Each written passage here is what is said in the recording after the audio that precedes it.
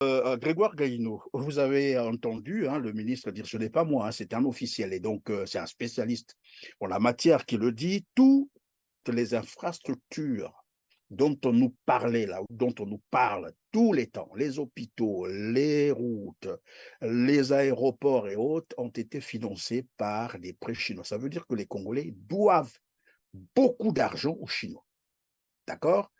Et Oui. tout l'argent qu'on affectait dans les budgets, dans le cadre des investissements, l'argent là est parti où? La question demeure encore entière. Et moi, ma question, c'est de savoir, face à un régime aussi criminel comme ça, économiquement, et aussi des crimes de toute nature, de sang, on est en train d'en parler là, tout à l'heure.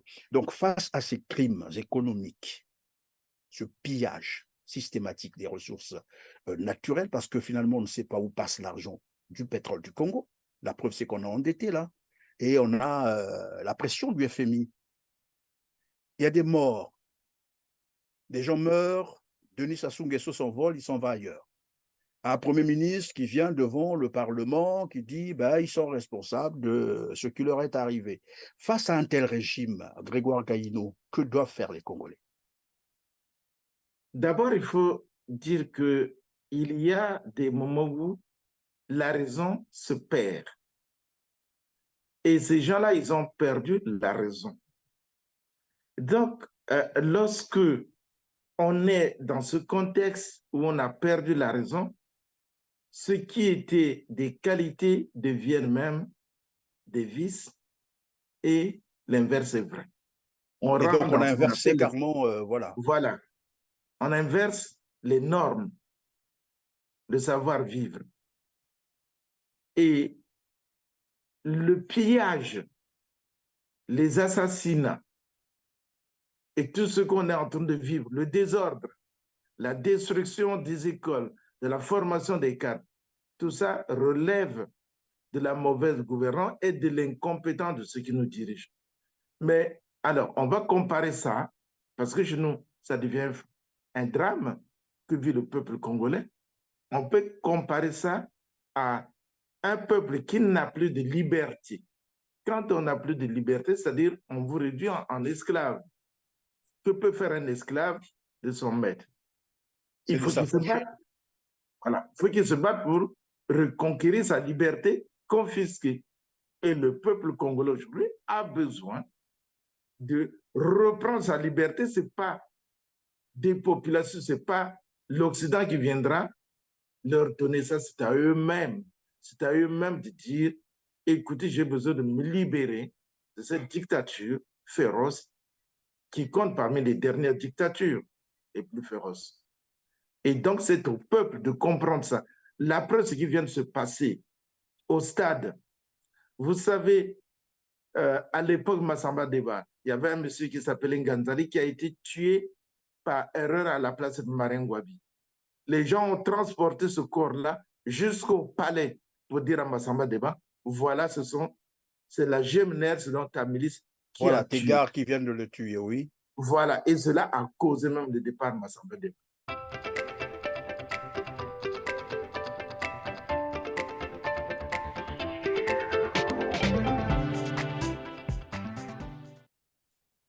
Mesdames, Messieurs, bonjour. Ravi de vous retrouver sur Telar TV, R7, la renaissance de l'Afrique. Avec moi sur ce plateau, Grégoire Gaïno, vice-président du collectif des Amis du Royaume Téké Lecarte. Bonjour, Grégoire. Bonjour, monsieur Christian. Merci Grégoire, c'est toujours un plaisir de vous avoir sur le plateau de Telar TV R7. Le Congo-Brazzaville pleure encore ses morts du drame d'Ornano survenu le 20 novembre 2023 à Brazzaville. Nous y reviendrons, mais avant, un mot sur l'adresse de Denis Sassou Nguesso à la nation à l'occasion de la fête de la République. Vous l'avez probablement suivi. Que peut-on en retenir de cette adresse? Ben, euh, c'est une façon pour M. Sassou toujours de s'échapper à ses problèmes. Il s'adresse à la nation en faisant toute une liste d'incantations sans rien, parce que le Congo sort d'un drame et on voit un chef d'État qui, au cours de son adresse à la population, demande une minute de silence, c'est bien, Mais à la fin, on n'en parle pas. Et ensuite, il fait toute une litanie de ses projets, mais qui ne sont ni chiffrés. Il parle de ses avancées, c'est un mot connu des Congolais. Les avancées, on ne les voit pas, mais il en parle de façon virtuelle, mais parce que personne ne peut voir ces avancées. Il parle des projets comme le pétrole, qui est la seule ressource reconnue au Congo. Le pétrole représente 80% du PIB congolais, ce qui montre que les autres secteurs n'ont jamais été développés, l'agriculture par exemple. Il va parler de gaz à liquéfier, mais on ne sait pas combien ça va revenir aux Congolais. Quel est l'impact de tout ça? Est-ce que à partir de gaz liquéfié, on pourra construire des entreprises pour embaucher des jeunes? Ça, il n'en parle pas, aucun projet là-dessus. On a eu l'argent du pétrole, il n'a jamais énuméré une seule entreprise qui a été construite à partir de cet argent. Donc, il sait que faire cette liste-là, il parle de l'agriculture. Vous imaginez un pays comme le Congo, qui a près de 4-5 millions d'habitants, et on parle de l'agriculture, qui a 100 tracteurs. 100 tracteurs pour nourrir tout le Congo. C'est amusant, franchement.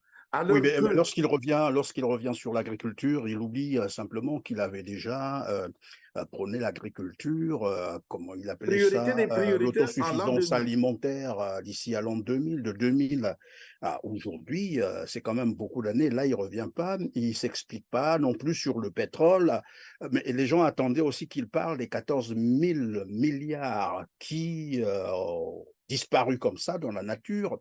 Il faut qu'ils reviennent là-dessus, de tout l'argent qu'ils sont allés prendre en Chine, les prêts chinois avec lesquels ils ont construit des infrastructures au Congo, et où est passé tout l'argent du pétrole qu'on injectait dans nos budgets depuis des Mais, décennies. Ça, il n'explique pas. non, mais tout ça pour lui, c'est passé. Il n'a pas de compte à rendre à la population.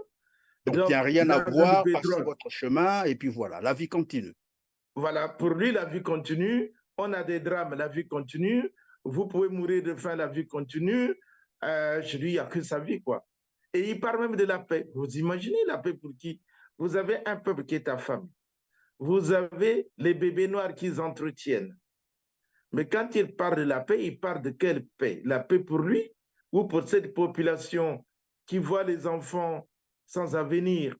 Comment on peut avoir la paix lorsque vous avez 5, 6 enfants qui traînent, qui ont eu même des formations? Et en plus, même dans son discours, M. Christian, il ne parle même pas de la formation des jeunes. Il va développer l'agriculture avec qui? Quand les gens ne sont pas formés. Vous imaginez? Non, mais il y a quelqu'un qui me disait, Denis Sassou Nguesso est hostile à la formation des jeunes, il n'aime pas voir les jeunes formés. Et ça peut se vérifier sur le terrain. Mais tout à l'heure, vous avez dit qu'il parle de la paix. La paix, mais de quelle paix s'agit-il lorsque déjà rien que le drame d'Ornano, parce qu'on y reviendra, montre ce qu'est ce régime?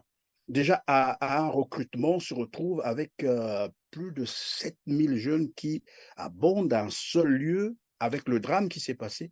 C'est tout le problème de ce régime. La paix, ce ne sont pas seulement les armes qui ne crépitent plus. La paix, c'est aussi ces jeunes qui ne trouvent pas leur compte, qui ne trouvent pas de boulot, qui ne vont plus à l'école, qui n'ont plus rien à faire. Et c'est ça aussi. Lorsqu'on parle de la paix, il faut qu'on commence à regarder autour de nous que sont devenus nos jeunes. Mais Alors, mais voilà j'ai pour lui. l'impression que Sassou Nguesso, quand il parle de la paix, lui, c'est des armes. C'est tout ce qui l'intéresse. Ben, mais puisqu'il a réussi par l'armée, il a toujours utilisé l'armée pour sa réussite. Les coups d'État, pour les faire, il faut bien être militaire. Lui-même, il est arrivé là parce qu'il est militaire. Et pour lui, il croit que la seule source de recrutement, il n'y a que l'armée. Quand il fait l'état des jeunes qu'il a recrutés, il les a placés où? Dans l'armée. Donc pour lui, il n'y a que l'armée qui compte. Et cette armée qui est à son service. Ce n'est pas l'armée qui est au service du peuple, puisque on a vu le cas du drame d'Ornano. Il aurait pu avoir au moins la police pour sécuriser les gens. Où se trouve cette police? Où se trouve le chef de l'armée, le chef d'état-major général? On ne l'a même pas vu sur place après ce drame. Pire encore, on n'a vu aucun responsable politique. même de l'opposition. C'est ça ce qui est un peu scandaleux. Même Mais l'opposition n'est en pas plus, capable. lui-même, d'abord, Sassou Nguesso était absent parce qu'après, finalement, Et le malgré le lendemain, M. drame, Sassou il a pris Nguesso se son avion, il est permet. parti. Voilà. Le lendemain, M. Sassou Nguesso, ça dit comment se permet de quitter son pays et laisser les familles endeuillées, pleurer tout seuls leurs enfants. Et puis on décrète quand même une journée de deuil national. Mais de qui se moque-t-on? Et aujourd'hui, ce qu'on a vu, on indemnise les familles à raison de 5 millions de francs CFA. Mais ce qu'il oublie, c'est qu'un malheur n'entraîne pas seulement les besoins d'argent. Il y a le traumatisme que ces familles-là ont subi.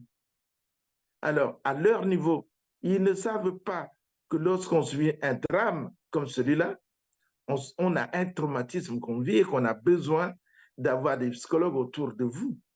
Et l'argent qu'il a eu à distribuer, vous voyez, il appelle même les gens qui sont traumatisés, qui viennent de vivre un drame, à se présenter au ministère des Affaires sociales pour prendre une enveloppe de 5 millions. Ce qui va encore provoquer des problèmes dans nos familles qui sont extrêmement pauvres. Donc, on va voir comment l'argent a été distribué et ça va encore créer d'autres problèmes. Vous voyez que ce Comme quoi, monsieur-là, ces familles-là n'ont pas de compte bancaire. Il faut qu'on les voie, voilà. voilà, en train d'être filmés par les caméras, qu'ils sont venus chercher de l'argent, que Denis Sassou Nguesso a donné l'argent aux Congolais.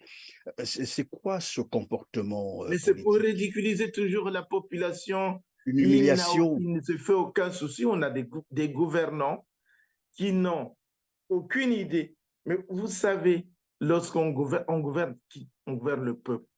Donc, on a une pensée pour le peuple. On dit, comment un peuple, ça devient comme ton enfant. Comment va-t-il vivre? Comment va-t-il se nourrir? Comment va-t-il se soigner? Mais pour eux, ce n'est pas leur souci.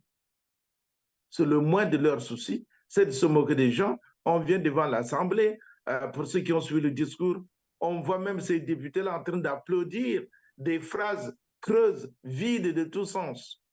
Encore une forme de mise en scène. Mais alors, Une il mise a en parlé scène. également des réseaux sociaux. En fait, il a stigmatisé les réseaux sociaux.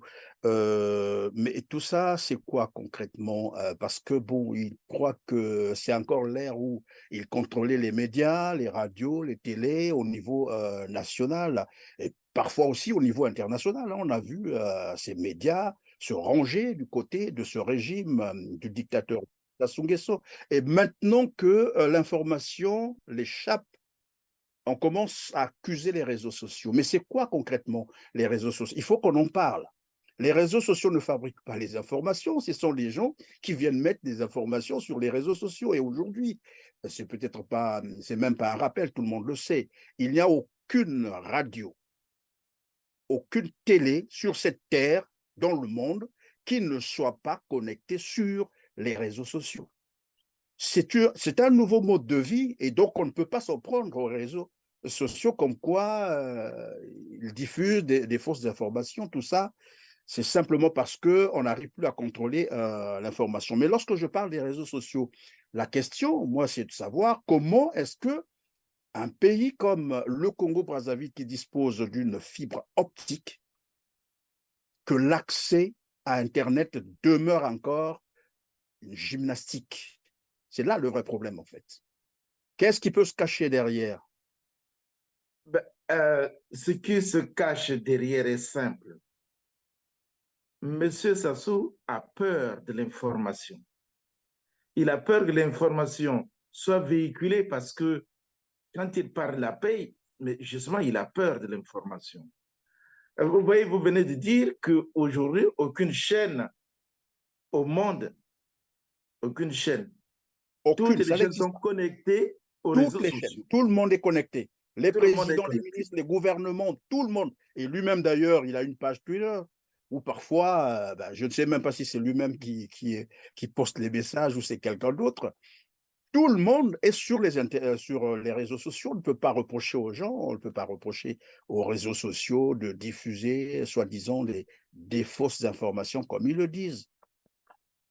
Oui, mais justement, vous savez, le problème de ce monsieur-là, c'est qu'il s'en prend toujours au modernisme même, vous savez.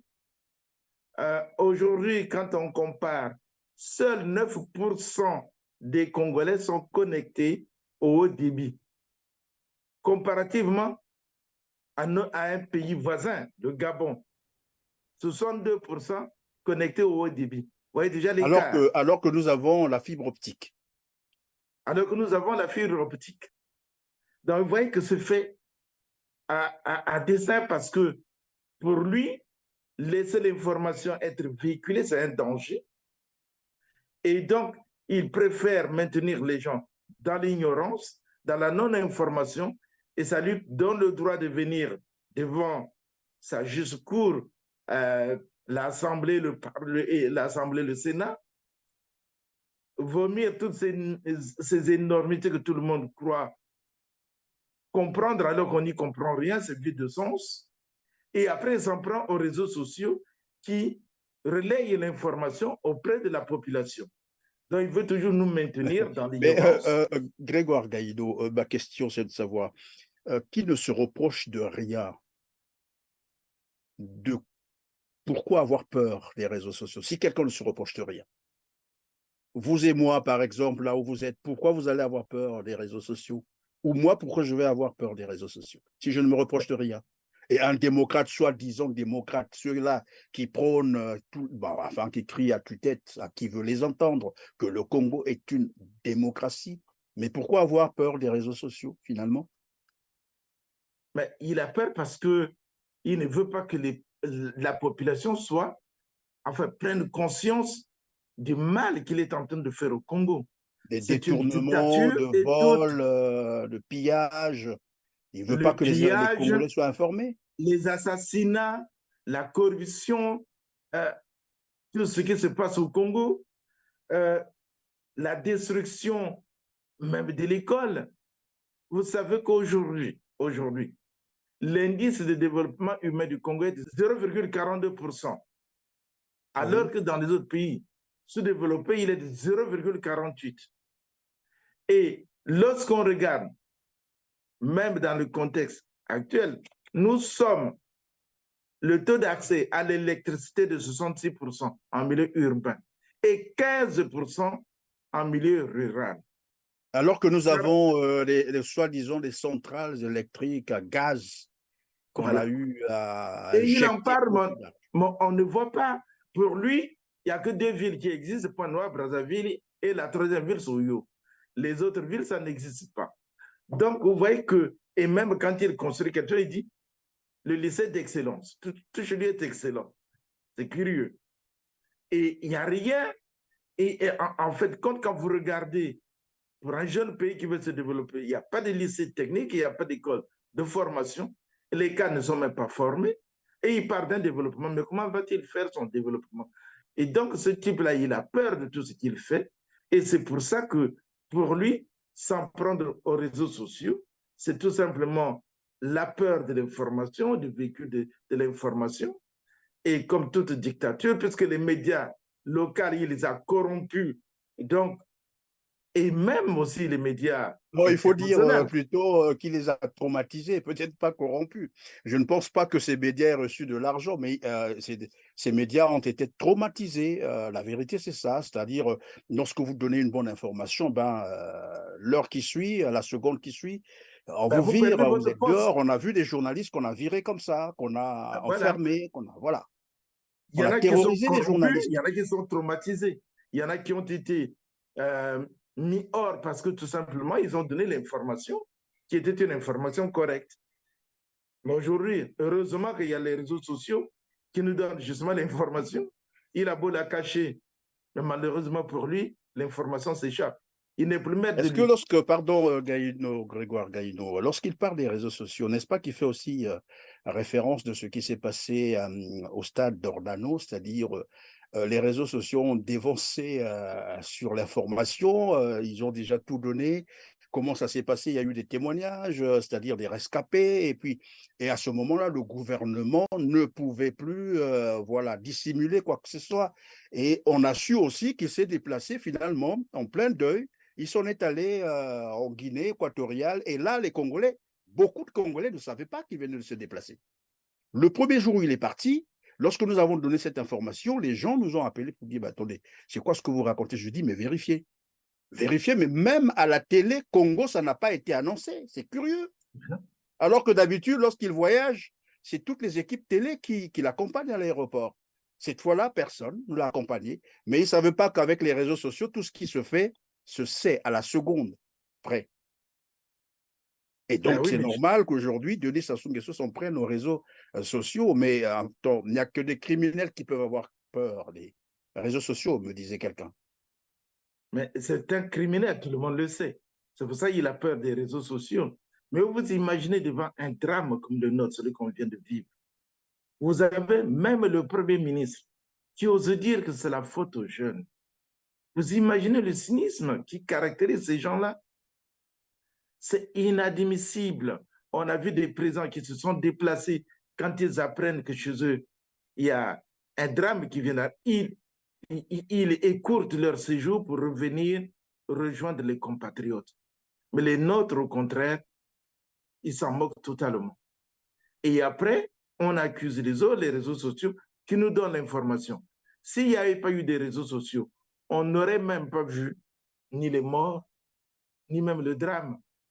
La preuve en est que le ministre de l'Information vient donner des chiffres, mais qu'il ne maîtrise pas puisqu'il n'est pas allé sur place.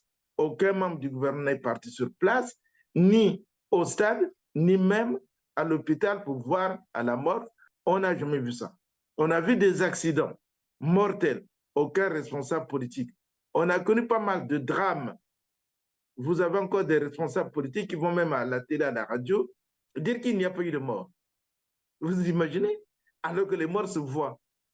On se moque de qui? Oui, mais évidemment, pendant que vous dites ça, Grégoire Gaïno, j'imagine un peu s'il n'y avait pas les réseaux sociaux, et évidemment, tel que Anatole Collinet-Makosso s'est comporté devant l'Assemblée, accusant les victimes d'être responsables de ce qui leur est arrivé, mais ça aurait été pire. On aurait dit, ben voilà, quelqu'un est venu déposer on ne sait quoi là-bas, et puis ça s'est éclaté. Mais puisqu'il n'y a pas des médias, personne ne sait ce qui se passait.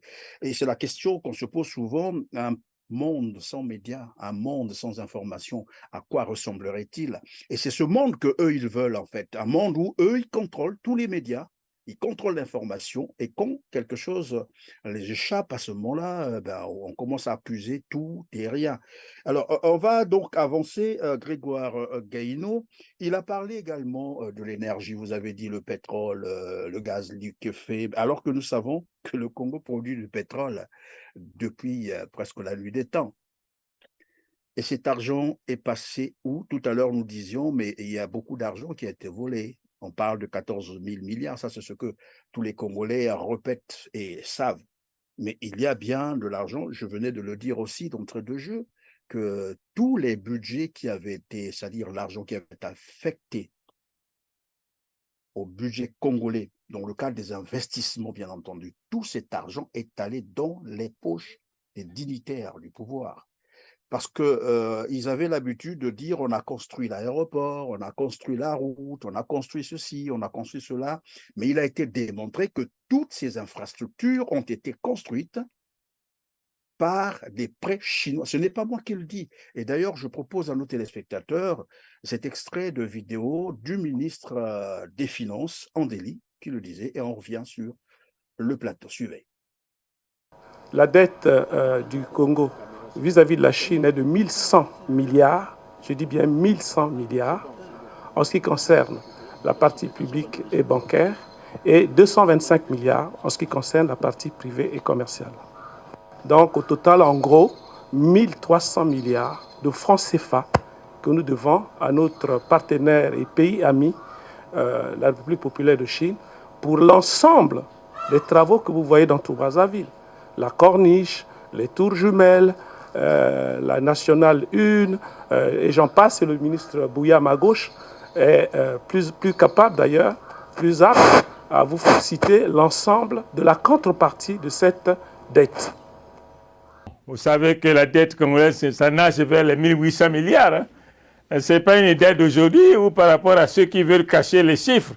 Chez nous, on ne cache pas les chiffres parce que nous avons les documents qui identifient la reconnaissance des arriérés auprès des opérateurs économiques. Et nous savons aussi ce que l'État a tout fait pour chercher à brouiller cette dette-là. Mais la dette, elle est vivante, elle est là, et ils savent. Grégoire Gaïno, vous avez entendu le ministre dire, ce n'est pas moi, c'est un officiel, et donc c'est un spécialiste en la matière qui le dit, toutes les infrastructures dont on nous parlait là, dont on nous parle tous les temps, les hôpitaux, les routes, les aéroports et autres, ont été financés par des prêts chinois. Ça veut dire que les Congolais doivent beaucoup d'argent aux Chinois. D'accord? Et Oui. tout l'argent qu'on affectait dans les budgets, dans le cadre des investissements, l'argent là est parti où? La question demeure encore entière. Et moi, ma question, c'est de savoir, face à un régime aussi criminel comme ça, économiquement, mais aussi des crimes de toute nature, de sang, on est en train d'en parler là tout à l'heure. Donc, face à ces crimes économiques, ce pillage systématique des ressources naturelles, parce que finalement, on ne sait pas où passe l'argent du pétrole du Congo. La preuve, c'est qu'on est endetté là. Et on a la pression du FMI. Il y a des morts. Des gens meurent. Denis Sassou Nguesso s'envole, il s'en va ailleurs. Un Premier ministre qui vient devant le Parlement, qui dit ils sont responsables de ce qui leur est arrivé. Face à un tel régime, Grégoire Gaïno, que doivent faire les Congolais? D'abord, il faut dire qu'il y a des moments où la raison se perd. Et ces gens-là, ils ont perdu la raison. Donc, lorsque on est dans ce contexte où on a perdu la raison, ce qui était des qualités deviennent même des vices et l'inverse est vrai. Et donc, on a inversé carrément, voilà. Voilà. On inverse les normes de savoir-vivre. Et le pillage, les assassinats et tout ce qu'on est en train de vivre, le désordre, la destruction des écoles, de la formation des cadres, tout ça relève de la mauvaise gouvernance et de l'incompétence de ceux qui nous dirigent. Mais alors, on va comparer ça, parce que chez nous, ça devient un drame que vit le peuple congolais. On peut comparer ça à un peuple qui n'a plus de liberté. Quand on n'a plus de liberté, c'est-à-dire on vous réduit en esclave. Que peut faire un esclave de son maître? Il faut qu'il se batte. Voilà. Il faut qu'il se batte pour reconquérir sa liberté confisquée. Et le peuple congolais aujourd'hui a besoin de reprendre sa liberté. Ce n'est pas des populations, ce n'est pas l'Occident qui viendra leur donner ça, c'est à eux-mêmes. C'est à eux-mêmes de dire, écoutez, j'ai besoin de me libérer de cette dictature féroce qui compte parmi les dernières dictatures les plus féroces. Et donc, c'est au peuple de comprendre ça. La preuve, ce qui vient de se passer au stade. Vous savez, à l'époque Massamba Deba, il y avait un monsieur qui s'appelait Nganzali qui a été tué par erreur à la place de Marengwabi. Les gens ont transporté ce corps-là jusqu'au palais pour dire à Massamba Deba, voilà, c'est la GMNR, c'est donc ta milice qui a tué. Tes gars qui viennent de le tuer, oui. Voilà, et cela a causé même le départ de Massamba Deba. Et j'attendais que ces gens-là prennent ces jeunes gens à qui on a privé de vie, demander à Sassou lui-même de les enterrer. Ce n'est pas nous. Et ce que je ne comprends pas, on les appelle pour aller prendre l'argent. Est-ce que la vie d'un homme vaut 5 millions? Non. Et comment faire alors? On ne peut pas accepter l'affront. Le peuple doit comprendre que là, nous n'en pouvons plus. On n'aura jamais la liberté sans payer le prix de cette liberté. Aucune liberté ne peut être donnée. Quand on vous donne, c'est un trompe-l'œil. On a vu les indépendances. Les peuples qui ont lutté pour avoir leur indépendance se développent aujourd'hui.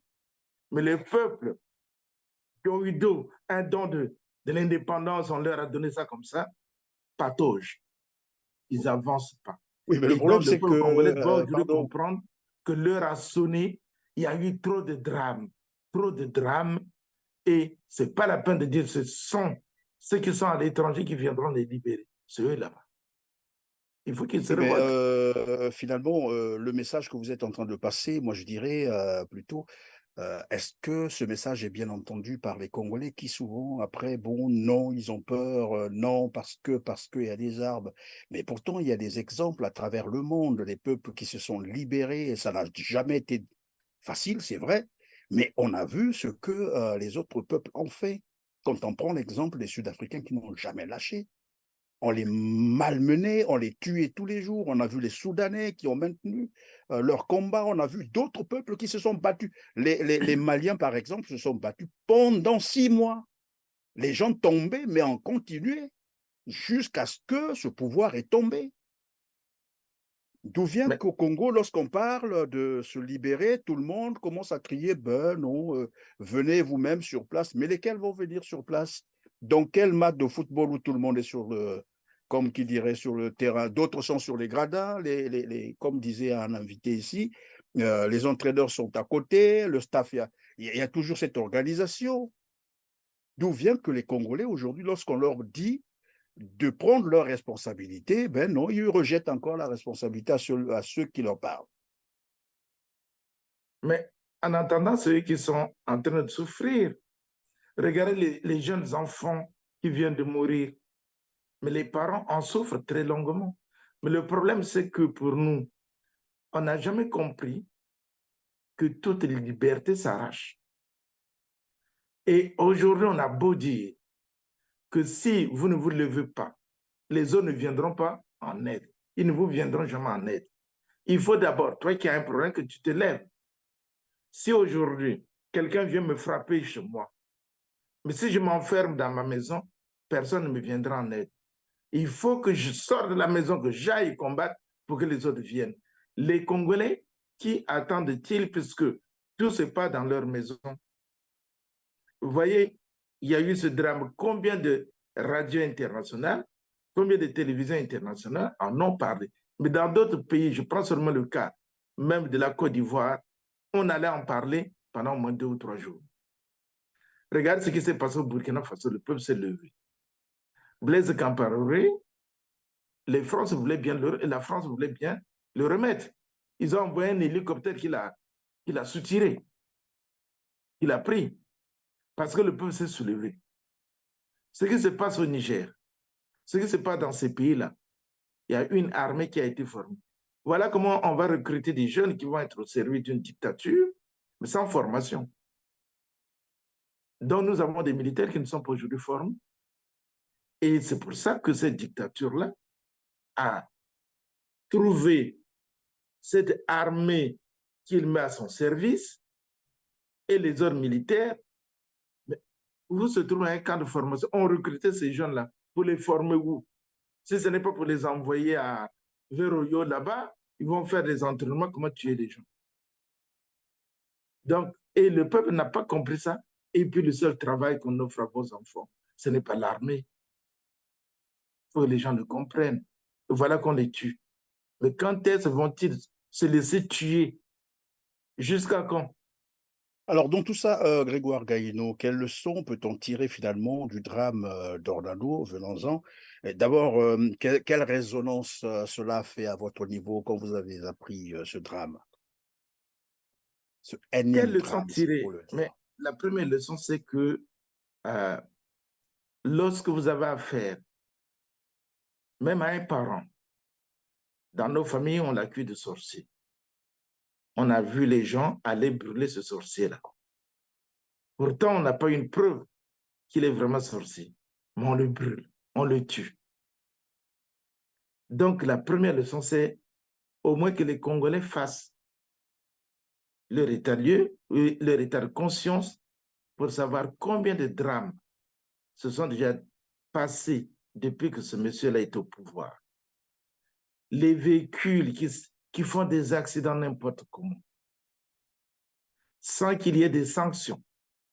Les bébés noirs qui sont entretenus. Une justice qui n'existe pas. Et le pays qu'on est en train de détruire.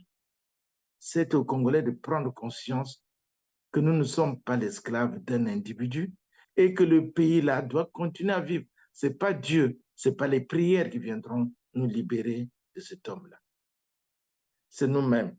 Et la deuxième leçon, il faut qu'il sache qu'un homme qui a perdu la raison, il devient fou. C'est comme ça qu'on définit un fou, lui qui a perdu la raison. Gouverner, c'est prévoir. Mais gouverner, c'est gouverner pour le peuple. Mais cela, il ne gouverne pas pour le peuple. Il gouverne pour les biens, pour le pays qu'ils ont nationalisé, qui est devenu leur entreprise. Oui, mais à ce niveau-là, Grégoire Gaïno, évidemment, vous dites il ne gouverne pas pour le peuple. De toute façon, les exemples sont là. Les Congolais sont devenus de plus en plus pauvres, dans une misère indescriptible, à une petite population de 5 millions d'habitants, avec autant de ressources naturelles. C'est inexplicable. Il y a le bois qui est vendu, mais comme jamais, le pétrole augmente de prix. On n'a que trop d'argent, mais qu'on ne sait jamais où va cet argent. Je suis congolais. Hein. Congolais, ce sont des Congolais, la plupart ce sont des petits. Les gens que j'ai suivis. Vous les avez vus arriver. Donc, lorsque je vois quelqu'un, c'est grâce au combat politique, il était d'abord locataire, aujourd'hui il devient milliardaire. Il a maintenant des bloodings partout, au vu aussi de tout le monde. Sa famille devient maintenant des vrais hommes, des vraies femmes d'affaires. Il s'en fout de tout. Il est intouchable. Alors, vous allez penser que moi, Popaka, je vais aller pardonner ma gênée devant quelqu'un comme ça? Jamais. Donc, nous ne voulons pas voir le Congo, un petit pays comme le Congo, souffrir à cause de quelques individus. Non. Vous en faites un combat personnel? Mais ce n'est pas un combat personnel, c'est un combat patriotique. Alors, ici, on nous dit, comme d'habitude, hein, ils ont toujours tendance à présenter leur bilan globalement positif. Apparemment, c'est ce qu'il a fait encore dernièrement dans sa déclaration pour dire que le bilan, malgré qu'il a promis, en fait, il a échoué, en fait, il faut dire. Hein, mais de toute façon, nous ne sommes pas encore arrivés en 2000. C'est 2025, non l'émergence, c'est ça? C'est 2025. 2025. Congo, pays émergent. Voilà, dans un pays où nous sommes déjà en 2023, en quelques jours là, dans quelques jours, nous serons en 2024. Le problème d'eau et de l'électricité, l'eau potable, bien entendu, pose encore de sérieux problèmes. Les Congolais n'ont pas accès à l'eau potable. La vérité, c'est ça. Ça n'existe pas. Et nous avons encore le problème d'électricité, alors que l'émergence, qui dit émergence, dit énergie plus matière première, c'est-à-dire il faut qu'il y ait de l'énergie pour que les entreprises tournent, il faut que les enfants soient formés, il faut qu'il y ait des universités, il faut qu'il y ait, voilà, il faut une éducation solide. Mais bref, tout ça sont des slogans et après on vient s'en prendre aux réseaux sociaux. Nous allons aborder la question de l'énergie. Il parle du gaz liquéfié. Je ne sais pas, dans un pays comme le Congo, il y a un barrage qui attend à être construit là depuis des décennies, le barrage de Sunda. Et bon, lui, il pense déjà au gaz liquéfié, je ne sais pas pour quelle raison, lorsqu'on sait que tout cet argent aussi s'envole et puis personne, aucun Congolais n'en tire profit, curieusement. Apparemment, il est venu au pouvoir. Je vais d'abord commencer par là parce que finalement, Denis Sassou Nguesso, c'est comme un mafieux. C'est un mafieux qu'on est venu installer au Congo pour servir ses maîtres. C'est-à-dire, on l'installe là, tu traumatises ceux qui sont là, puisque ce qu'on a dit au début de cette émission, c'est une gouvernance par la terreur. On traumatise tout le monde, de sorte que, bon, lorsqu'on va tout piller, que personne ne parle. Parce que si vous réclamez ou vous levez votre petit doigt, voilà, demain, ce sont des commandos qui arrivent chez vous. Et il est là en train de servir ses maîtres. Apparemment, c'est ce à quoi nous sommes en train d'assister au Congo-Brazzaville. C'est une bande mafieuse qui s'est installée au Congo depuis 1997 jusqu'à la date d'aujourd'hui, parce que rien n'explique que les Congolais endurent une misère telle que ça se passe aujourd'hui. Est-ce qu'à ce moment-là, Grégoire Gaïno, est-ce qu'on ne peut pas s'adresser aussi, si on ne peut pas s'adresser directement à ces multinationales qui viennent piller le Congo, mais on peut s'adresser à ces pays impérialistes, ces puissances impérialistes, qui sont complices? Vous savez, s'adresser à ces pays, on le fait. Vous voyez, par exemple, ici à Paris, vous voyez les Congolais aller dans le métro, sensibiliser l'opinion française de ce qu'on est en train de vivre au Congo. Mais l'homme politique, je parle là par exemple du président Macron, dans du système politique, c'est toujours dire on a besoin d'être grand et pour être grand, il faut avoir des ressources. Et les ressources se trouvent en Afrique et donc il faut aller les chercher là-bas. Et pour aller les chercher là-bas, vous avez vu vous-même quand le Niger ou le Mali lève les yeux pour dire non, trop c'est trop. On a mobilisé des pays africains pour aller faire la guerre au Niger. Heureusement que les autres pays... Mais ils ont résisté, hein, finalement. Voilà, parce qu'ils ont résisté.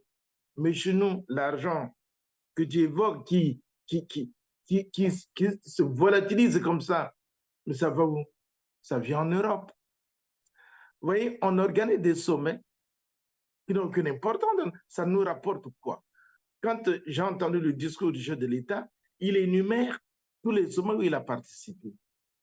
Mais quel est le bienfait de ces sommets-là pour le Congo? L'impact de toutes ces conférences, de ces voyages, sur le pays, de ces sommets, c'est la misère. C'est des dépenses énormes. C'est des dépenses énormes pour son précis, pour son... Et pendant que vous le dites, voilà. Il y a un élément, il y a un fait qui a retenu un peu l'attention des Congolais lors de... c'était quoi déjà, les 3 bassins, hein, c'est ça? Oui, les sommets sur les 3 bassins, où on est allé chercher finalement les influenceurs. Bon, je n'ai rien contre ces hommes-là. Vous voyez de quoi je suis en train de parler. On est allé prendre ces jeunes influenceurs qu'on les appelle, qui ne sont même pas des journalistes. Hein, ce ne sont pas des journalistes. On est allé les payer chèrement payés, beaucoup de millions. Et dans le même temps, au Congo-Brazzaville, il y a des médias. Il y a des chaînes télé, radio, des journalistes qui n'ont probablement pas perçu même pas 1000 francs CFA. On est allé donner des dizaines de millions à ces jeunes influenceurs sans vergogne, sans morale, et qui sont venus distraire les gens. Ok, la vie est belle, la vie est belle, la vie est belle.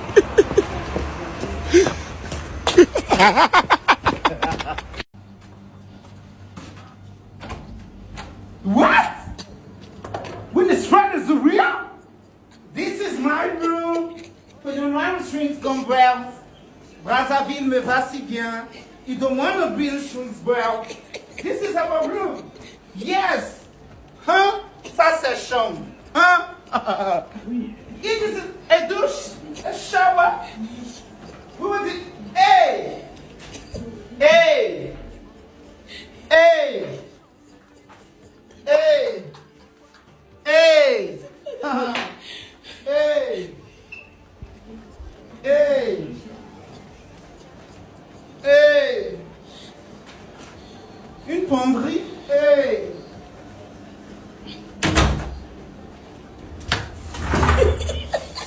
Hey! Un miroir? Hey!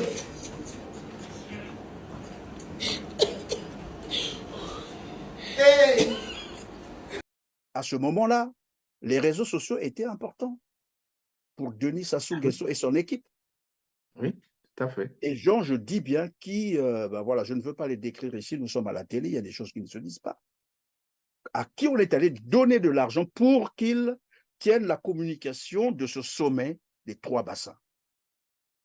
On a mis les médias congolais à côté. Tous étaient à côté. Oui. Je ne sais pas s'il y a des journalistes complets qui viendront me dire le contraire. Et aujourd'hui, Denis Sassou Nguesso estime maintenant que les réseaux sociaux, c'est pas bon. Ça raconte du n'importe quoi. Et donc, moi, je disais, il faut bien qu'on commence à s'adresser à ces puissances impérialistes, parce qu'on a beau dire, voilà, les pays sont indépendants, sont souverains, ça c'est voilà, tout ce qu'on nous fait comme bruit, mais la réalité, c'est tout autre chose. Nous savons ce qui se passe, par exemple, au Congo-Brazzaville. Denis Sassou Nguesso a été ramené au pouvoir par les armes, par un coup d'État militaire, où il y a eu des mercenaires et des armées étrangères payées par Elf. Elf, c'est la France, que je ne parle pas en termes de demander à ces pays de venir nous aider. De toute façon, on ne libère pas un peuple. Le peuple se libère lui-même. Mais je veux que ces puissances comprennent, attention, ce que vous êtes en train de faire, parce qu'à un moment donné, nous, on aura ras-le-bol et ça risque de très mal se terminer. Il faut qu'ils comprennent ça à un moment donné. Un peuple comme le Congo qu'on est en train de traumatiser, de terroriser depuis des décennies, à qui on refuse tout, l'eau, l'électricité, même à manger là. Est-ce que les gens savent qu'au Congo, il y a des familles qui ne mangent plus qu'une fois par jour? Et même pour trouver ce repas, c'est toute une gymnastique. Au Congo, il y a des gens qui n'ont pas l'eau potable chez eux. Ils n'ont pas d'électricité, qui sont très mal logés. Nous savons ce qui se passe dans nos marchés actuellement. Et là, on annonce encore une augmentation du prix du carburant. Je ne sais pas si tous les Congolais le savent. Bientôt là, ils vont passer à 65% d'augmentation, avec l'impact qu'aura cette augmentation sur la vie des Congolais. Est-ce que les gens sont conscients de tout ce qui se passe? Mais c'est tout ça aussi, c'est aussi une forme de génocide quand on prive une population de tous ses besoins. On est en train de tuer les Congolais. Mais bien sûr, on les tue, mais c'est aussi aux Congolais de prendre conscience. Parce que regardez... est-ce que ce n'est pas votre faute à vous, vous qui êtes... j'allais dire, bah voilà, vous avez la possibilité de parler. Vous êtes libre de parler. Est-ce que ce n'est pas non plus votre faute, comme quelqu'un qui disait, non, mais c'est la faute aux aînés, ils ne nous ont pas aidés. On en parle, même quand on a l'occasion de rencontrer les responsables, on en parle, mais ils nous disent, c'est pas à nous de le faire, c'est à vous.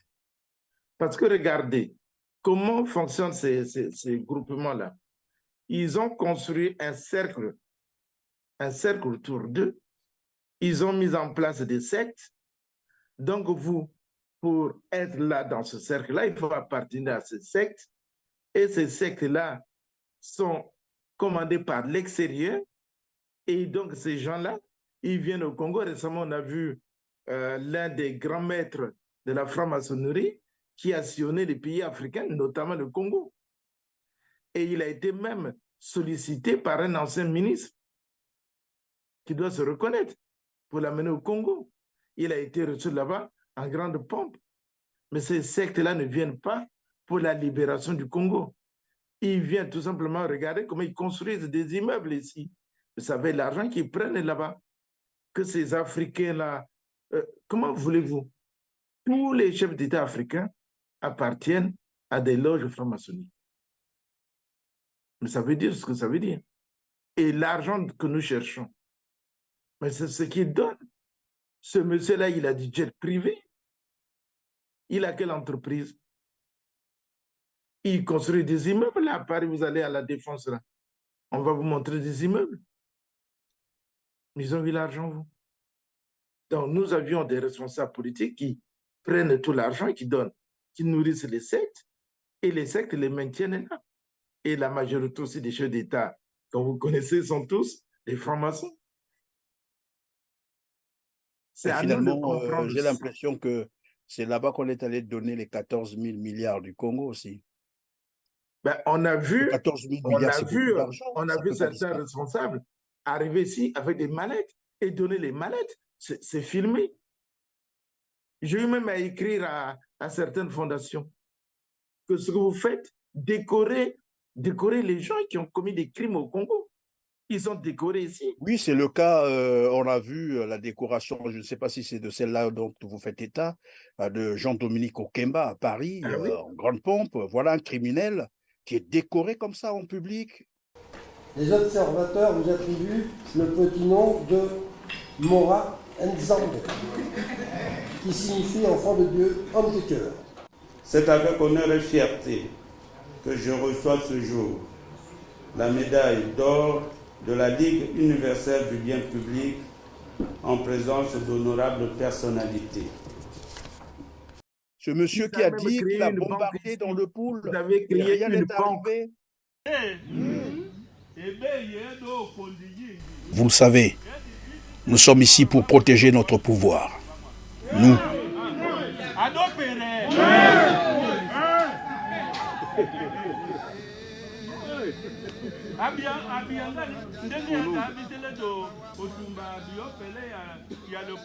Lorsque nous avons brûlé le département du Poul, on ne nous a rien fait. Ils n'ont rien fait, le ciel n'est pas tombé. Nous n'avons pas droit à l'erreur, nous devons protéger notre pouvoir. Ils nous avaient trouvés ici quand ils sont arrivés. Ils se sont mis à tirer dans tous les sens. Par curiosité, nous avons voulu savoir ce qui se passait. Nous nous sommes rapprochés. Voilà comment ils ont mis la main sur nous. Ils nous ont dit ici, ça tire de partout. Allons vers l'hélicoptère. Quand nous sommes arrivés quelque part, ils nous ont rassemblés, ils nous ont fait asseoir et ont commencé à nous demander de l'argent. Malgré que les parents leur avaient donné tout ce qu'ils avaient comme argent, ils nous ont gardés. Un parmi nous leur a posé la question de savoir qu'avons-nous fait. Ils l'ont abattu sur place. Ils ont incendié la maison. Des gens sont morts dans la maison, calcinés. Nous avons pris la fuite. Comment avez-vous fait pour fuir? Nous avons défoncé la porte et nous avions fui. Vos bourreaux étaient déjà partis ou ils étaient encore là? Non, ils étaient encore là. Ils étaient 10 cobras, balafrés.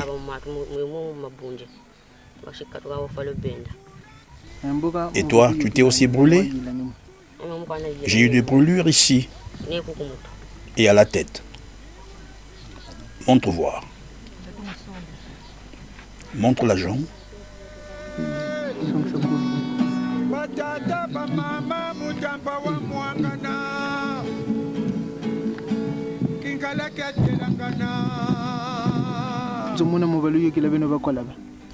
Dans la maison qui a été incendiée, combien étiez-vous, notamment les membres de votre famille?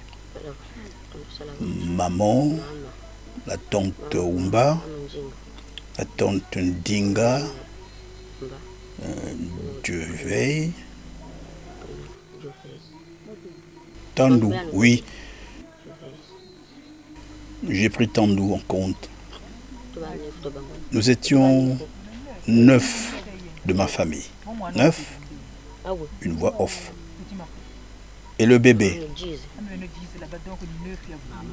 vous étiez 10, 9 sont morts. Maman est morte avec la grossesse.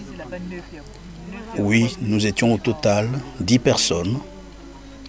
Sa maman a été tuée avec une grossesse.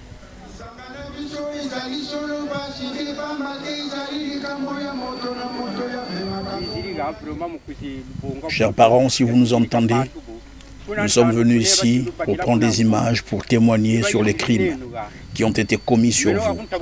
Ces gens-là, vous avez arrêté de l'autre côté, ils vous ont conduit ici. Depuis là, moi je n'avais plus le courage de venir ici. J'y suis aujourd'hui à cause de ces enfants qui m'ont amené ici. Ces gens qui vous avaient amené ici, vous avez mis dans une case. Ils vous ont raqueté avant de vous enfermer dans la maison. Après, ils ont incendié la maison. Cet enfant qui m'a accompagné est parmi les rescapés. Ils étaient 3. Nous ne savions pas qu'ils avaient pu s'échapper. Nous croyons qu'ils étaient tous morts. Pierre, qui est également avec vous, est allé mourir ailleurs. Les enfants m'ont dit, papa, si tu peux aller nous montrer où sont les restes des membres de notre famille. Voilà pourquoi je les ai accompagnés ici, qu'ils viennent voir, prendre des images et montrer à la communauté internationale. Vous n'aviez rien fait. Vous n'aviez pas pris quelque chose d'autrui. Ils nous pourchassent partout, jusqu'à maintenant. Ils continuent à nous pourchasser.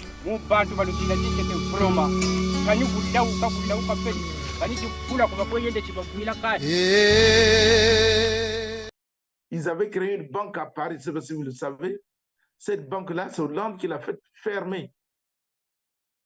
Ben alors, comment on va se poser la question où est parti l'argent? Mais l'argent, on est venu mettre dans cette banque-là. Et puis voilà, comme ça, quand ils viennent ici, leurs femmes viennent se faire soigner ici, leurs enfants, leurs neveux. Ben, au lieu d'envoyer l'argent, vous savez qu'avec OJS, les comptes du Congo étaient bloqués. Mais ils avaient cette banque. Oui, mais là, par exemple, Denis Sassou Nguesso venait de perdre un procès contre OJS en question, et donc le Congo doit payer 1,5 milliard de dollars, ce qui équivaut pratiquement à plus de 1000 milliards de francs CFA À côté de cela, il faut ajouter aussi le jet, notre Air Force One Congo, qui a été vendu à 7 millions d'euros à peine. Et C'est ça, comme ça qu'il personne ne nous le dit. lui reproche, ni à l'Assemblée, personne n'en parle. Pour dire, mais comment on peut vendre l'Air Force One du Congo et comment l'Air Force One du Congo a été enregistré au nom d'un particulier? C'est qui ce particulier? Pour quelle raison?